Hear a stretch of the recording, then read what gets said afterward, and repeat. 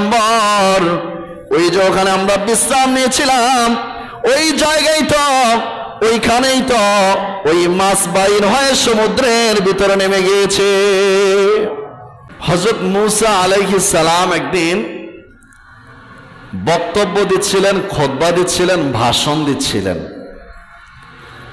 তার উম্মতদের ভিতর কোন এক ব্যক্তি আইসা মূসা আলাইহিস সালামকে বললেন যে, হে পয়গম্বর মূসা, মানুষদের ভিতর সবচাইতে জ্ঞানী কে বর্তমানে, মানে ওই সময়ের কথা, মানুষের ভিতর সবচাইতে জ্ঞানী ব্যক্তিকে? মূসা আলাইহিস সালাম চিন্তা করলেন, যেই জামানায় নবী থাকে ওই জামানায় নবীর থেকে জ্ঞানী কেউ হয় না। বুঝেন নাই কথা? আমার রাসূল যে জামানায় ছিল ওই জামানায় আমার রাসূলের চাইতে জ্ঞানী কেউ ছিল না। তো মূসা আলাইহিস সালাম চিন্তা করলেন, আমি যেহেতু বর্তমান জামানার নবী, তাহলে আমি নবীর থেকে তো আর কেউ জ্ঞানী হইতে পারে না। এজন্য তার উম্মতকে জবাব দিল, শোনো, যে বর্তমানে এই জামানায় মানুষদের ভিতর আমি সবচাইতে জ্ঞানী, আমি সবচাইতে কি জ্ঞানী, জানি আমি। এই কথাটা আল্লাহর কাছে ভালো লাগে নাই। কি লাগে নাই? ভালো লাগে নাই। যে আপনি বলতে পারতেন যে এই ব্যাপারে আল্লাহ ভালো জানে, এই কথাটা বলতে পারতেন। আল্লাহ বলেন, আপনি এই কথাটা কেন বললেন? আল্লাহ বললেন, শোনো মূসা, তুমি যে বললা তোমার চাইতে বড় জ্ঞানী আর কেউ নাই, এবার শোনো, তোমার চাইতেও আমার এক বান্দা আছে যে তোমার চাইতে বড় জ্ঞানী। সুবহান। ওনার নামই হলো খিজির। তো বলছেন, আল্লাহ তাআলাকে বললেন, আল্লাহ আমার চাইতে যদি জ্ঞানী হয় তাহলে আমি সেই জ্ঞানী ব্যক্তির কাছে আমি যেতে চাই, তার শরণাপন্ন হতে চাই, তার কাছ থেকে আমি জ্ঞান অর্জন করতে চাই। আমাকে তার ঠিকানা আমাকে বলে দিন, সে কোথায় থাকে আমাকে তার বৃত্তান্ত বলে দিন। কাকে বলছে? মূসা কাকে বলছে? আল্লাহকে বললেন, যেহেতু আমার চাইতে বড় জ্ঞানী আছে, তাহলে ওই জ্ঞানী ব্যক্তির কথা আমাকে বলেন, আমি তার কাছে যাব, তার কাছ থেকে আমি জ্ঞান অর্জন করব। আল্লাহ তাআলা জানায়া দিলেন, বললেন, মূসা শোনো, ঠিক আছে, ঠিকানা বলে দিলেন আল্লাহ তাআলা। আর বলে দিলেন যে তুমি যাত্রা শুরু করো, আর যাত্রা যখন শুরু করবা তুমি একটা মাছ ভুনা করে নিও। কি নিও? মাছ ভুনা করে নিও। খাওয়ার জন্য মাছটা ভেজে নিও, বা যেভাবে হোক খাওয়ার উপযুক্ত করে নিও মাছটা। এর সাথে এক ব্যক্তি ছিল মূসা আলাইহিস সালামের খাদেম ইউশা ইবনে নুন। ওই যে বলছিলাম গত জুমায়, আমালিকা বংশের ভিতর তাদেরকে দেখতে গিয়েছিল 12 জন, এর ভিতর 2 জনের ভিতর একজন ছিল ইউশা ইবনে নুন। পরবর্তীতে মূসা আলাইহিস সালাম দুনিয়া থেকে চলে যাওয়ার পরে নবী হয়েছে, কিন্তু এর আগে মূসা আলাইহিস সালামের খাদেম ছিল। কি ছিল? খাদেম ছিল। তো আল্লাহ তাআলা বলে দিলেন, মূসা তুমি যাওয়ার পথে ব্যাগের ভিতর একটা মাছ তুমি খাওয়ার উপযুক্ত করে নিও, আর সাথে তোমার খাদেম কে যাবে? ইউশা ইবনে নুন যাবে। কোথায়? বলে এমন একটা জায়গায় যাবে যে জায়গায় 2 নদী 2 সাগর একত্রিত হয়েছে, আর যেখানে গিয়ে দেখবা তোমার এই থলের মাছটা খাওয়ার জন্য যে মাছটা রেখেছ, এই মাছটা ওখানে গিয়ে তোমার থলে থেকে জীবিত হয়ে যাবে।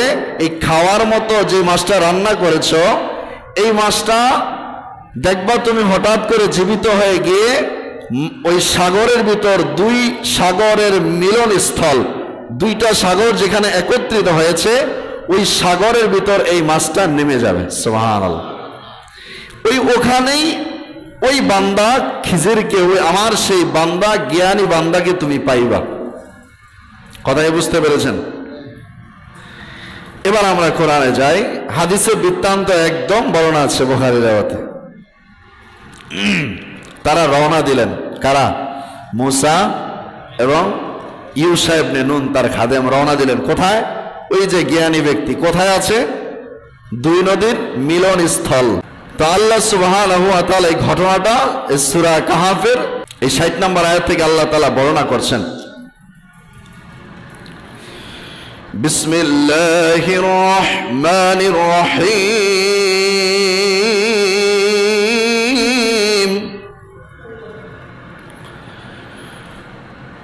وإذ قال موسى لفتاه لا أبرح حتى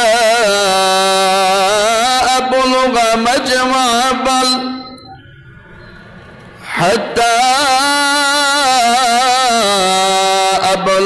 مجمع البحرين أو أمضي حقبا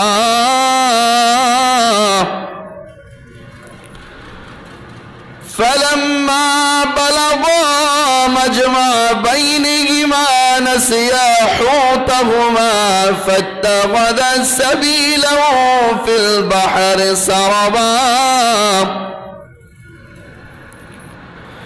فلما جاوزا قال لفتاه آتنا غداءنا لقد لقينا من سفرنا هذا نصبا। আল্লাহ তাআলা আমার নবীকে জানায়া দিলেন, ও নবী আপনি শুনুন, আপনি স্মরণ করুন ওই সময়ের কথা যখন মূসা তার খাদেমকে নিয়ে যখন রওনা দিয়েছিল। কোথায়? ওই জায়গায়।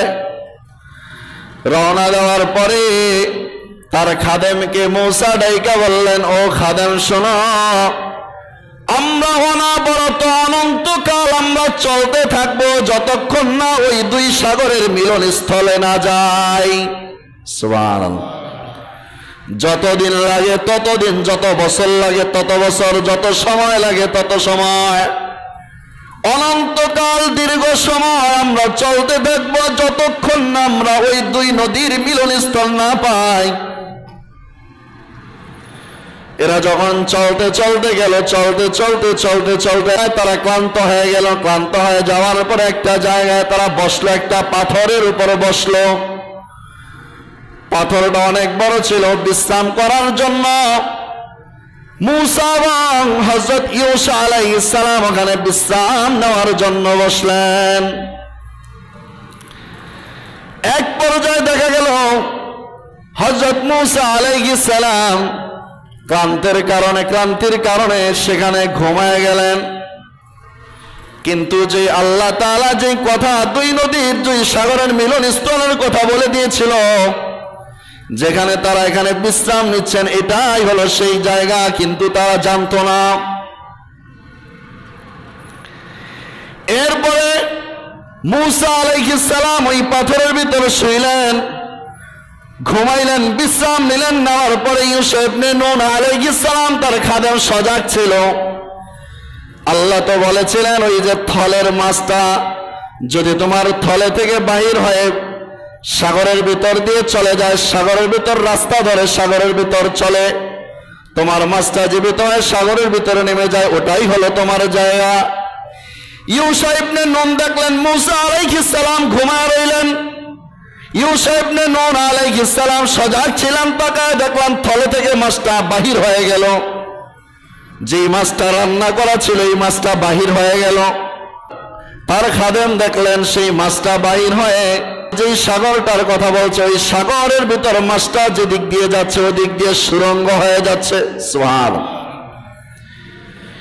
এই ঘটনাটা দেখলেন কে? খাদেম দেখলেন। ঘুমাইতেছে কে? মূসা আলাইহিস সালাম ঘুমাচ্ছে।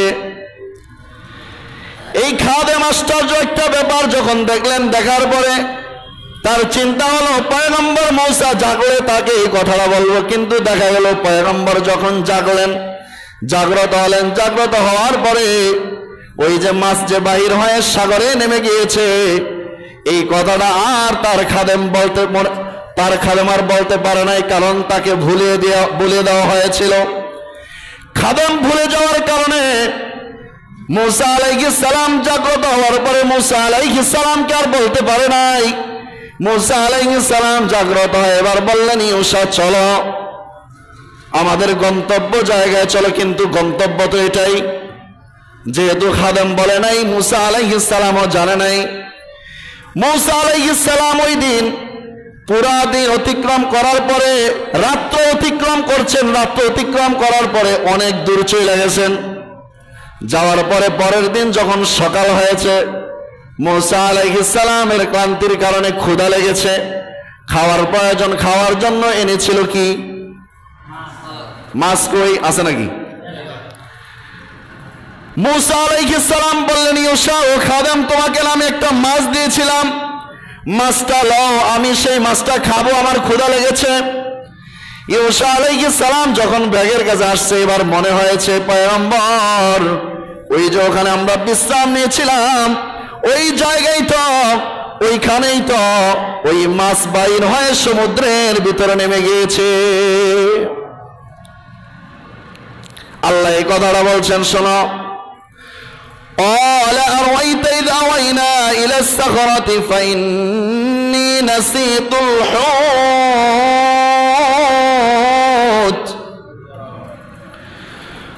وما أنسانيه إلا الشيطان أن أذكره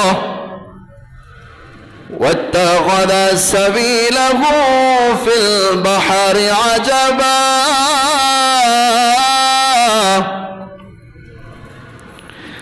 তার খাদেম ডেকে বলল, পয়গম্বর আমি তো এই সময় ভুলে গিয়েছি। তবে পয়গম্বর আমি ভুলি নাই, আমাকে শয়তান ভুলিয়ে দিয়েছিল। তখন পয়গম্বর আলাইহিস সালাম মুসা আলাইহিস সালাম বললেন, ক্বালা যালিকা মা কুন্না নাবগি।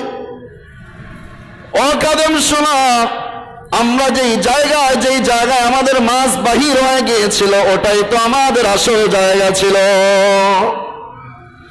তুমি কেন আমাকে বললা না? আমরা তো সেই জায়গায় তালাশ করি, অথচ আমরা দিনের অনেক বেশি পার করে এক রাত পর্যন্ত সেই জায়গা ছেড়ে পার হয়ে গিয়েছি। ফারতাদ্দা আলা আযারিহিমা কসাসা। এবার মুসা আলাইহিস সালাম এবং তার খাদেম উভয়জন এবার তাদের পায়ের চিহ্ন দেখে দেখে আবার আগের জায়গায় রওনা দিলেন। আগের জায়গায় রওনা দেওয়ার পরে এবার আসলেন। আসার পরে ফাওয়াজাদা আবদাম মিন ইবাদিনা আতাইনাহু রাহমাতাম মিন ইনদিনা ওয়া আল্লামনাহু মিন লাদুন্না ইলমা। আয়েশা দেখলেন সেই জায়গায়, যেই জায়গা ছেড়ে গিয়েছিল ওই জায়গায় আবার নতুন করে আবার যখন রিটার্ন ব্যাক করে আসলেন, আয়েশা দেখলেন ওই যে আল্লাহ যেই বান্দার কথা হযরত খিজির আলাইহিস সালাম ওই পাথরের ভিতর একটা চাদর মুড়ে দিয়ে শুয়ে আছে। সুবহানাল্লাহ। আয়েশা বললেন, সালাম দিলেন। সালাম দেওয়ার পরে খিজির আলাইহিস সালাম বললেন যে তুমি কে বলছো? বলছে আমি মুসা বলছি। বলে কোন মুসা? বনি ইসরাইলের মুসা নাকি? বলে হ্যাঁ বনি ইসরাইলের মুসা, আমি বনি ইসরাইলের নবী মুসা। খিজির আলাইহিস সালাম বললেন, হ্যাঁ আমি চিনতে পেরেছি। বলে এমন জায়গায় তুমি কেমনে আসছো? কারণ যেই জায়গার কথা বলছে, যেই জায়গায় খিজির আলাইহিস সালাম, এই জায়গায় মানুষ এমনিতে অ্যাভেলেবল আসে না। তখন বললেন এখানে তুমি কিভাবে আসলা, কেন আসছো?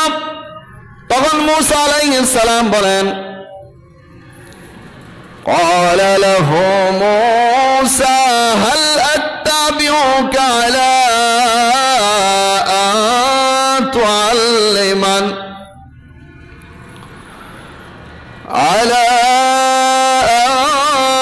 تعلمني مما علمت رشدا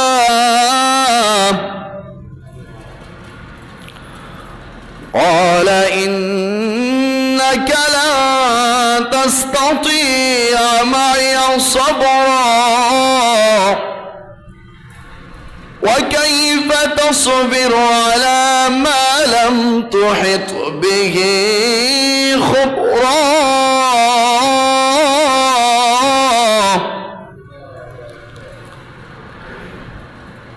পয়গম্বর মুসা বললেন, কেন আপনার কাছে আসছি? আপনি জানেন না কি আল্লাহ তাআলা বলছেন আমার চাইতে জ্ঞানী আপনি বেশি। এই জন্য আমি মুসা নবী হয়ে আপনার কাছে জ্ঞান অর্জনের জন্য আসছি। সুবহানাল্লাহ। এবার ডাইকা বলেন, ও খিজির আলাইহিস সালামকে ডাইকা বলেন, আমি আপনার সাথে থাকতে চাই, আমি আপনার সাথে সফর করতে চাই, আপনি যেখানে যাবেন আমি মুসাকে নিয়ে যান। তবে শর্ত হলো আপনাকে যেই ইলম আল্লাহ তাআলা দিয়েছে সেই ইলম থেকে আমাকে শিখাইবেন। আপনার কাছে আমি ইলম শেখার জন্য আসছি, আপনি আমাকে আপনার সাথে নিয়ে নেন। তখন বললেন, তুমি তো আমার সাথে থাকলে ধৈর্য ধারণ করতে পারবে না, কারণ তুমি কিভাবে ওই বিষয়ের তুমি ধৈর্য ধারণ করবা যেই বিষয়ে তোমার কোনো জ্ঞান নাই। আমি খিজির এমন এমন কাজ করব যেই বিষয়ে তুমি জানো না, সেই বিষয়ে তুমি ধৈর্য ধারণ করতে পারবা না। এই কথা যখন বললেন, বলার পরে মুসা আলাইহিস সালাম বললেন, قال ستجدني إن شاء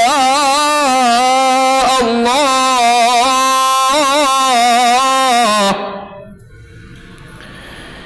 إن شاء الله صابرا ولا أعصي لك أمرا। মুসা আলাইহিস সালাম বললেন, আমি ধৈর্যশীলদের ভিতর আমাকে পাইবেন, আমি ধৈর্যশীল থাকবো ইনশাআল্লাহ। আপনি যতক্ষণ আপনার কোনো অনুমতি আসবে না, অনুমতি না আসবে, ততক্ষণ আমি মুসা কোনো কথা বলবো না। এই কথা কে বলল? কাকে বলল? কেন বলল? যে আপনার সাথে আমাকে নিয়ে যান, আপনার কাছ থেকে আমি কি অর্জন করতে চাই? ইলম অর্জন করতে চাই, আপনি আমাকে নিয়ে যান। তিনি বলছিলেন কি, তোমার তো ধৈর্য নাই। কেন বলছিলেন কথাটা? কারণ মুসা আলাইহিস সালাম বেশি প্রশ্ন করতেন, আল্লাহকে প্রশ্ন করতে করতে শেষ পর্যন্ত কি বলছিলেন? আল্লাহ আপনাকে আমি দেখতে চাই, ঠিক না? তার জাতিরাও ছিল একটু তেরা মার্কা, তবে নবীর বেলায় তো আর এটা বলা যাইব না। তো নবী আলাইহিস সালাম, নবী হযরত মুসা আলাইহিস সালাম একটু প্রশ্ন বেশি করতেন, আল্লাহ এটা হইলো না কেন, ওটা কেন, ওইটা কেন। তো শেষ পর্যন্ত আল্লাহকে বলছে, আল্লাহ আপনাকে আমি দেখতে চাই। তুর পাহাড়ে নিয়েছেন। খিজির আলাইহিস সালাম বললেন, তোমার তো ধৈর্য নাই, কারণ তুমি তো বেশি প্রশ্ন করো। তো বলছেন কি, যে ঠিক আছে আমি ধৈর্য ধারণ করবো, আপনার কথা ছাড়া আমি কোনো কথা বলবো না। তিনি বলছেন, তবে শর্ত আছে। কি আছে? শর্ত আছে। শর্ত হলো, قال فإن اتبعتني فلا تسألني عن شيء حتى أحدث لك منه ذكرا। বলে শর্ত হলো, আমার সাথে যাইবা কিন্তু কোনো প্রশ্ন করবা না যতক্ষণ আমি না বলি। যতক্ষণ আমি যতক্ষণ কোনো বিষয় না বলি ততক্ষণ আমাকে কোনো প্রশ্ন করবা না, এই শর্তে আমার সাথে চলো। বলে ঠিক আছে। فانطلقا حتى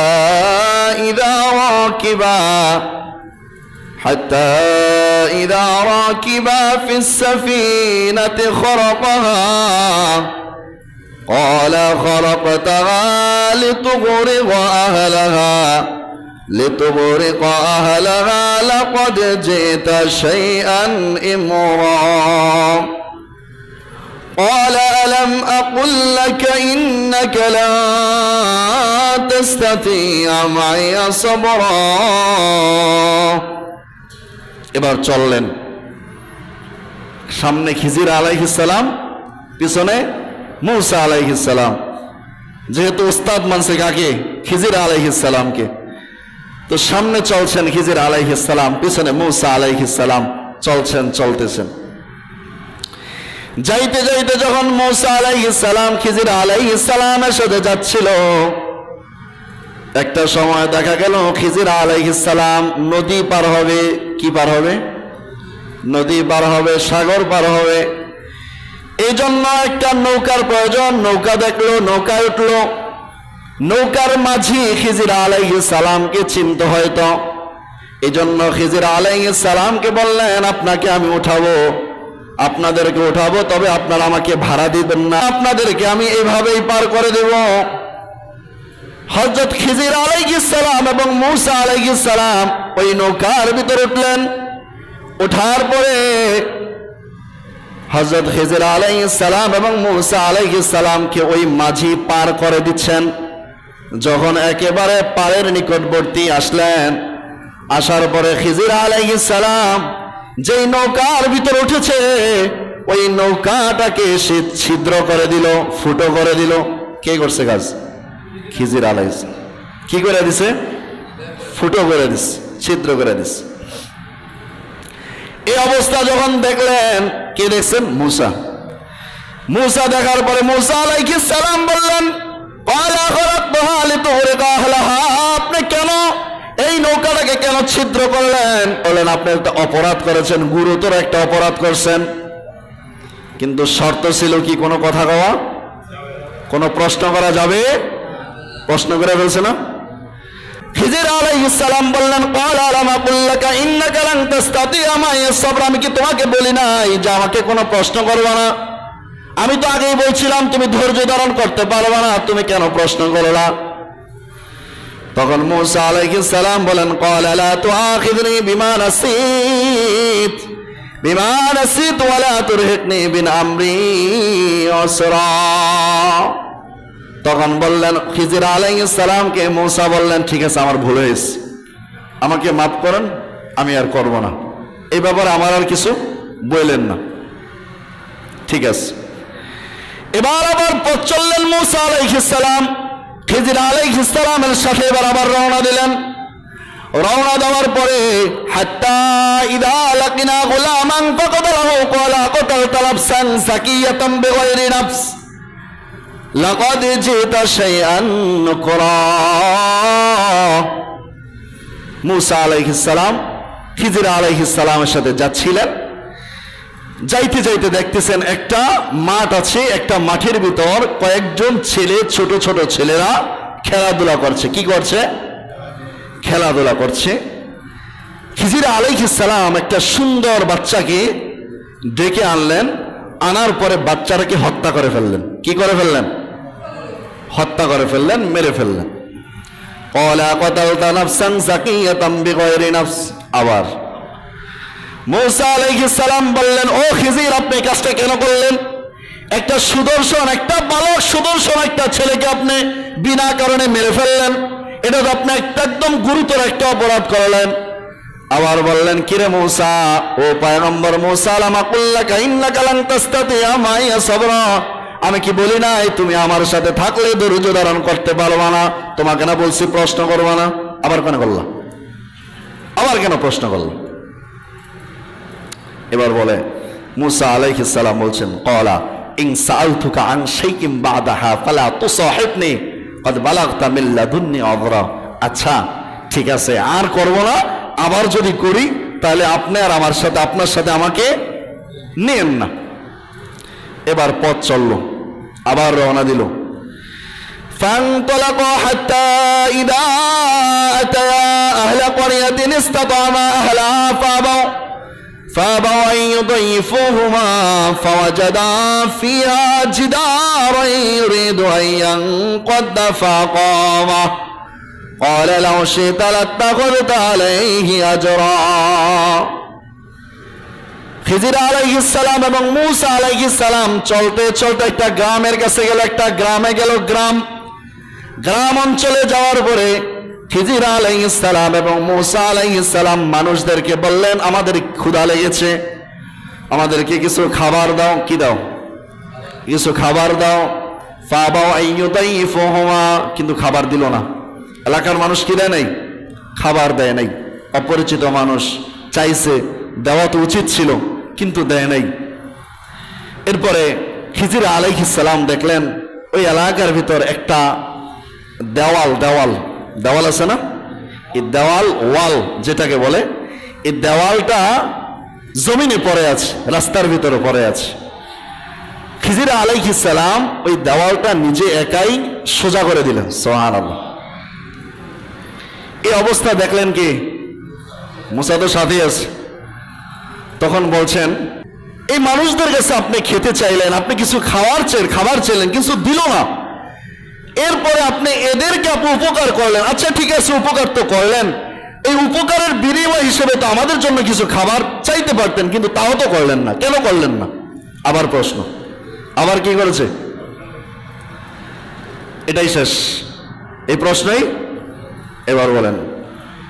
قال هذا فراق بيني وبينك سأنبئك بتأويل ما لم تستطع عليه صبرا। এবার খিজির আলাইহিস সালাম ভাইকে বলে, মুসা শোনো, এটাই তোমার শেষ, আর আমি তোমাকে নিব না আমার সাথে। তোমার সাথে এবং আমার সাথে এখন আলাদা হওয়ার সময় হয়েছে। তোমাকে প্রথমবার চান্স দিয়েছি, দ্বিতীয়বার চান্স দিয়েছি, তৃতীয়বার দিয়েছিলাম। এখন যেহেতু আবার তুমি প্রশ্ন করেছ, এখন আর আমার সাথে তোমাকে নেওয়া যাবে না। তবে মুসা শোনো, ওই যে তিনটা ব্যাপার তুমি দেখলা, এক নাম্বার তুমি দেখলা একটা নৌকার ভিতর ওঠার পরে নৌকাটাকে ছিদ্র করে দিলাম। দ্বিতীয় নাম্বার তুমি দেখলা একটা সন্তানকে, একটা ছেলেকে আমি হত্যা করে ফেললাম। তৃতীয় নাম্বার তুমি দেখলা একটা দেওয়াল সোজা করে দিলাম, অথচ তারা আমাদেরকে খাবার দেয় নাই। শোনো, যেই বিষয়ে তুমি সবর করতে পারো নাই, প্রশ্ন করছো, ওই তিনটা বিষয় এবার জানো কেন আমি করেছি। বৃত্তান্ত কি করো জানো, আমি তো উত্তর দিই নাই ওই সময়, এবার জানো, এবার জানিয়ে দিচ্ছেন। أما السفينة فكانت لمساكين يعملون في البحر فأردت أن أعيبها। এক নম্বর প্রশ্ন, ওই যে নৌকা ছিদ্র করে দিয়েছে, মনে আছে না? কেন দিয়েছিল? أن أعيبها وكان وراءهم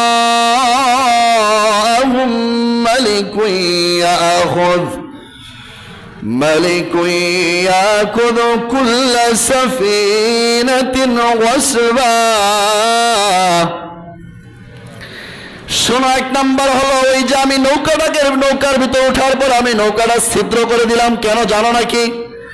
কারণ যে এলাকার ভিতরে মাঝিরা নৌকা চালায়, ওই এলাকার ভিতরে একজন রাজা আছে। রাজা, ওই রাজা ইসাদ যাদের নৌকাটা ভালো দেখে, যাদের নৌকায় কোনো সমস্যা নাই, ওই নৌকাগুলা সে জোর জবরদস্তি করে নিয়ে যায়। আর আমি কেন ওটাকে ছিদ্র করেছিলাম, ফুটা করেছিলাম জানো নাকি? কারণ রাজা ওই জালেম রাজা যখন তার কাছ থেকে নৌকাটা নিতে আসবে, এই নৌকাটা যখন ছিদ্র দেখবে, এই নৌকাটা আর ওই রাজা নিবে না। যার কারণে ওই মাঝি, গরিব মাঝি, তার রিজিকের ব্যাপারে সে এই নৌকা দ্বারা সে অন্বেষণ করতে সহজ হবে। সুবহানাল্লাহ বলুন না। এর কারণ হলো এটা, এজন্য আমি ছিদ্র করে দিয়েছি। আর ছিদ্র নৌকা সে যদি নাও নেয়, একটু মাত্র ঠিক করে আবার সে চালাতে পারবে, সে রিজিক এটা দ্বারা অন্বেষণ করতে পারে। দ্বিতীয় নম্বর প্রশ্ন, وأما الغلام فكان أبواه مؤمنين فخشينا أن يرهقهما طغيانا وكفرا فأردنا أن يبدلهما ربهما خيرا منه زكاة وأقرب رحما। খিজির আলাইহিস সালাম বলে, শোনো, দ্বিতীয় নাম্বার তুমি দেখছো একটা বালককে আমি হত্যা করেছিলাম। কেন করেছি জানো নাকি? আমি এই জন্য, আমি ওই ব্যাপারে আমি জানি, এই বালক, এই সন্তানটা বড় হওয়ার পরে কাফের হবে। কাফের হওয়ার পরে তার পিতামাতার অবাধ্য হবে, পিতামাতার উপর অবাধ্য হবে। এই জন্য আমি ওই সন্তানটাকে আগে থেকেই মেরে দিয়েছি। সুবহানাল্লাহ। এরপর আল্লাহ তাআলা সন্তানটাই মেরে দিয়েছি। আল্লাহ এর বিনিময় আরো উত্তম একটা সন্তান তার পিতামাতাকে দান করবে। সুবহানাল্লাহ। তৃতীয় নম্বর প্রশ্ন, ওই দেওয়ালটা কেন আমি সোজা করলাম জানো নাকি? وأما الجدار فكان لغلامين يتيمين في المدينة وكان تحته كنز لهما وكان أبوهما صالحا فأراد ربك أن يبلغا أشدهما ويستخرجا كنزهما رحمة من ربك وما فعلته عن أمري ذلك تأويل ما لم تستطع عليه صبرا। শোনো, আমি ওই এলাকার ভিতর ওই দেওয়ালটা কেন উঠাইলাম? তারা তো আমাকে খাবার দেয় নাই। আমি উঠাইছি এই জন্য, ওই দেওয়ালটা হলো দুইজন এতিম বাচ্চার, কয়জন? দুইজন এতিম বাচ্চার। এই দেওয়ালের নিচে দুইজন এতিম বাচ্চার, এতিম দুইটা বাচ্চার বাবা অনেক ভালো ছিল, দুনিয়া থেকে চলে গেছে। তবে তার পিতামাতা জীবিত থাকাকালীন এই দেওয়ালের নিচে তাদের জন্য স্বর্ণ, তাদের জন্য মুদ্রা, এই মাটির নিচে তাদের জন্য স্থায়ী করে রেখেছিল, যেন তারা পরবর্তীতে এখান থেকে তারা এই 2-3 বাচ্চা যুবক হওয়ার পরে তারা যেন এগুলা নিয়ে তারা যেন চলতে পারে। সুবহানাল্লাহ। এই জন্য আমি ওই এতিম বাচ্চাদের জন্য আমি এই কাজগুলো, আমি দেওয়ালটা সরা তাদের ওই সম্পদ নেওয়ার ব্যবস্থা আমি খিজির করেছিলাম। ও মুসা শোনো, আমি যে এত এত ঘটনা করলাম শোনো, ও শোনো, আমা ফালতুহু আল আমরি, যা যা আমি করছি একটাও আমার জন্য, একটাও আমার নিজের দিকে করি না, যা কিছু করছি কার তরফ থেকে? আল্লাহর তরফ থেকে করেছি। আমা ফালতু আন আমরি যালিকা তাওয়িলু মা লাম তাসতি আলাইহি সাবরা। শোনো, এই যে বিষয় তুমি সবর ধরতে পারো নাই, বারবার প্রশ্ন করছো, এই হলো তার পূর্ণ বৃত্তান্ত। আমি বলেছিলাম, আগেই বলেছিলাম, আমার সাথে চললে তুমি সবর করতে পারবে না। এই পূর্ণ ঘটনা থেকে আমরা কি জানলাম? ইলম অন্বেষণের জন্য, জ্ঞান অর্জনের জন্য পথ চলা। কি চলা? পথ চলা। কি বলেছিলেন? অনন্তকাল। মুসা বলছেন, আমার চাইতে যেহেতু খিজির অনেক জ্ঞানী, অনন্তকাল আমার জীবন শেষ হয়ে যাবে, তারপরে খিজিরকে যতক্ষণ না পাবো ততক্ষণ আমি শুধু ওই ইলম অন্বেষণের জন্য আমি শুধু রাস্তা চলতেই থাকবো। সুবহানাল্লাহ। আমরা সে ইলমের জন্য কি করি? একজন মুসা, একজন নবী, সে ইলম অর্জনের জন্য এত এত পথ অতিক্রম করেছে, সেটা তো অনেক আগের কথা। পরবর্তীতে কালীন আমার নবীর জামানায়, পরবর্তী জামানায় ফুকায়ে কেরাম, মুহাদ্দিসিনে কেরাম এক একটা হাদিস, এক একটা মাসালার জন্য তারা হাজার হাজার শত শত মাইল অতিক্রম করেছে। সুবহানাল্লাহ।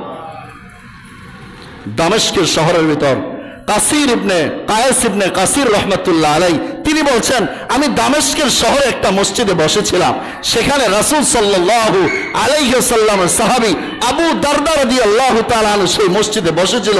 এক ব্যক্তি আসলেন, আয়েশা আবু দারদার কাছে আসলেন। আয়েশা বলছেন, আবু দারদা, আমি আপনার কাছে মাত্র একটা হাদিস অন্বেষণ করার জন্য আপনার কাছে আসছি। আপনি জানেন এই হাদিস অন্বেষণ ছাড়া, জানা ছাড়া আমি অন্য কোনো উদ্দেশ্যে আপনার কাছে আসি নাই। সেই পথ তারা কতটুকু অতিক্রম করে আবু দারদার কাছে এসেছে জানেন? 1300 কিলোমিটার দূরত্ব। এত ওই সময়, যেই সময় তাদের কোনো যানবাহন কিছুই ছিল না, 1300 কিলোমিটার সে অতিক্রম করে হযরত আবু দারদার কাছে শুধু একটা হাদিস শেখার জন্য আসছে। সুবহানাল্লাহ। আপনি আমি কয়দিন আমরা মাসালা জ্ঞান অর্জন করার জন্য গেছি? হ্যাঁ, মসজিদের ভিতরে তো আসতে পারি না। ওই সময়ের পথ তো অনেক দূরে ছিল, কিন্তু আমরা কয়জন আসছি নামাজের মাসআলাটা আমরা একটু জিগে। এখানে যদি আমি প্রশ্ন করি, অধিকাংশ মানুষ অজুর সুন্নত, অজুর ফরজটা পারবেন না। অধিকাংশ মানুষ সারাটা জীবন গোসল করে আসছেন, ফরজ গোসল করে আসছেন, ফরজ গোসল আপনি গোসলের ফরজ কয়টা জানেন না। অধিকাংশ মানুষ নামাজের ব্যাপারে কোনো মাসালা জানেন না। মুফতি সাহেব হয়ে গেছেন, বেশি জাননেওয়ালা হয়ে গেছেন, ঠিক না? বহু জাননেওয়ালা হয়ে গেছে, যার কারণে কোনো প্রয়োজন নেই। আমি নিজেই তো অনেক জানি। আর ভাই, আপনি কমপক্ষে নামাজের মাসালাটা তো কমপক্ষে জানবেন, রোজার মাসালাটা তো কমপক্ষে জানবেন। আপনি এই ব্যাপারে কেন লজ্জিত হন? যেই ব্যাপারে আপনার আখিরাত ধ্বংস হয়ে যাচ্ছে, ওই ব্যাপারে আপনি কেন লজ্জিত হন? আপনার জন্য তো এটা ফরজ হুকুম, আপনার ইলম অন্বেষণ করা। নামাজের জন্য নামাজের ফরজের, নামাজের জন্য নামাজের মাসালা আছে, ওগুলো জানা ফরজ। রোজার জন্য যেটা আছে ওটা ফরজ। যেই বিষয়, যেই ইবাদতে যেই মাসালাগুলো আছে, ওগুলা কয়দিন আইসা ইমাম সাহেবকে জিজ্ঞাসা করছেন, মাদ্রাসার আলেমকে জিজ্ঞাসা করছেন? না, চলছে তো চলছে, নামাজ গেছে তো গেছে, তো কি হয়েছে? নামাজ পড়ছি হলে হোক না হলে নেই। অবস্থাটা তো এমনই নাকি? এমন না আমাদের অবস্থাটা? এজন্য ইলম অন্বেষণ কমপক্ষে আপনার নামাজের, আপনার দৈনন্দিনের চলার ক্ষেত্রে, জীবন পরিচালনার জন্য যতটুকু ইলম প্রয়োজন অতটুকুর ব্যাপার আপনি জেনে নেন, অতটুকুর ব্যাপার আপনি ফিকির করেন। আজকে তো দুনিয়ার ভিতর ফিকির করার জন্য এত ব্যস্তবহুল হয়ে যাচ্ছেন, কিন্তু দিনের ব্যাপারে এতটা ফিকির আপনাদের ভিতরে নেই। এজন্য আমাদের কি সেই ইলম অন্বেষণ করার আগ্রহ থাকতে হবে কিনা? এজন্য আমরা যা জানি না তা প্রশ্ন করে ফেলবো, যা জানি না তা আমরা জিজ্ঞাসা করে ফেলবো, কিন্তু আমরা আখিরাত যেন ধ্বংস না হয়, আমাদের ইবাদতের ভিতরে যেন কখনো ত্রুটি না হয়, যেন ত্রুটি না হয়, জন্য যা যা প্রয়োজন তা তা আমরা অবশ্যই জেনে নেব ইনশাআল্লাহ।